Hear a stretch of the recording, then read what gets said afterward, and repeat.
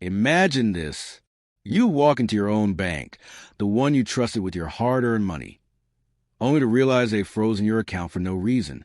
And to make it worse, the staff is mocking you because of your last name. That was me, stranded, powerless, and broke. They thought I was just another nobody they could bully into silence. But what they didn't know was that I had an army waiting in the shadows. And all it cost me was $3. If you've ever been disrespected, underestimated, or flat out robbed of your dignity, you're going to love this story. Hit that like button, subscribe to Sweet Revenge Tales, and get ready for one of the most satisfying tales of digital revenge you'll hear today. I thought I was making the smart choice. Instead of trusting some faceless megabank, I went with a small local credit union. The kind of place where they supposedly know your name and treat you like family. Safe, reliable, or so I thought. One day I was at an ATM. I slid in my card, punched in my PIN, and denied. Tried again. Denied. My balance was fine. So what was going on? Frustrated, I walked inside. The clerk barely looked up, then handed me some code I could use to withdraw cash directly. Apparently, this was some weird feature of theirs, not a favor. I brushed it off and told myself at least I could still get my money. But a few days later, things took a dark turn. My account was suddenly flagged. Some nonsense about a system error that delayed deductions. It wasn't my fault. I hadn't overdrawn, hadn't broken any rules. It was their mistake. And yet, my punishment was brutal. They froze my account completely. For over a month, I couldn't touch my money. Every call to customer service was like smashing my head into a wall. Instead of help, I got snarky comments, heavy sighs, and the worst part, mockery of my last name. My foreign-sounding last name that apparently made me a target. Maybe next time you should stick to your country's banks. Sir, if you even are, sir, your account is under review. Each word was like a knife. They weren't just holding my money hostage. They were treating me like I didn't belong. Bills piled up, stress built, and I was stuck, powerless.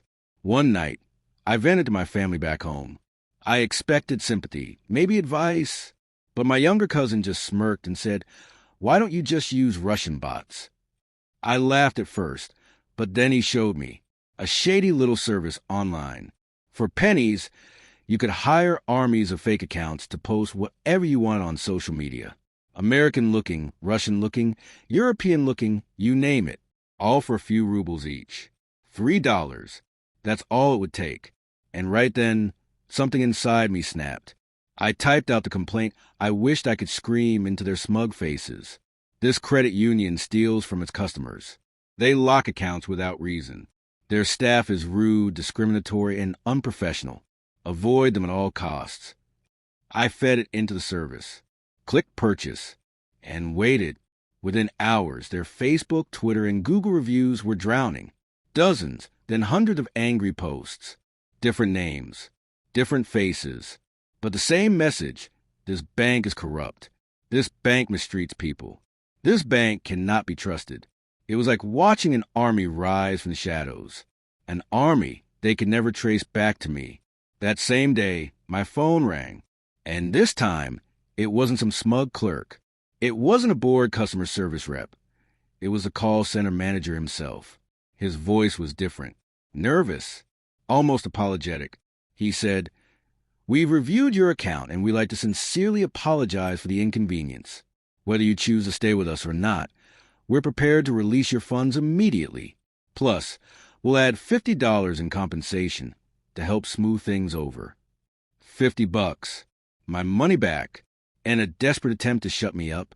They didn't mention the tidal wave of complaints flooding their social media. But I knew. They knew.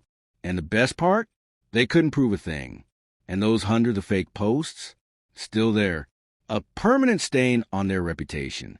I didn't just get my money back. I got my dignity back. It wasn't about the $50. It wasn't even about the account.